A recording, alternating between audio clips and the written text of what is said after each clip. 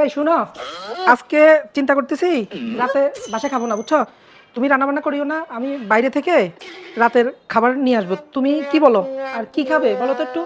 আমার কোনো পছন্দ নেই, তুমি তোমার পছন্দ মতো যা নিয়ে আসবে তাতেই হবে। ও আচ্ছা, তাহলে একটা কাজ করি, চিকেন বিরিয়ানি নিয়ে আসি। একদম জম্পেশ হবে, রাতের খাবার পুরাই জমে যাবে। দূর, বিরিয়ানি! এই গরমে আবার কেউ বিরিয়ানি খায়? বিরিয়ানির ভিতরে কত তেল আর মশলা, পেটে সহ্য হবে না। ও আচ্ছা, ঠিক আছে, তাহলে চাইনিজ কিংবা মোগলাই অর্ডার দিই, হ্যাঁ? অথবা পিৎজা।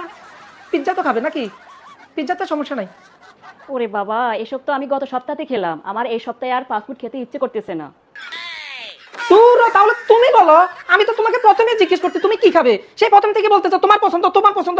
আমি যেটাই পছন্দ করি সেটাই তোমার পছন্দ হয় না। তাহলে তুমি প্রথমে থেকে বলে দাও। আরে বাবা, তুমি তো রাগ করতেছো কেন? আমি তো তোমাকে প্রথমেই বলছি তুমি তোমার পছন্দ মতো যা অর্ডার দিবা আমি তাই খাবো।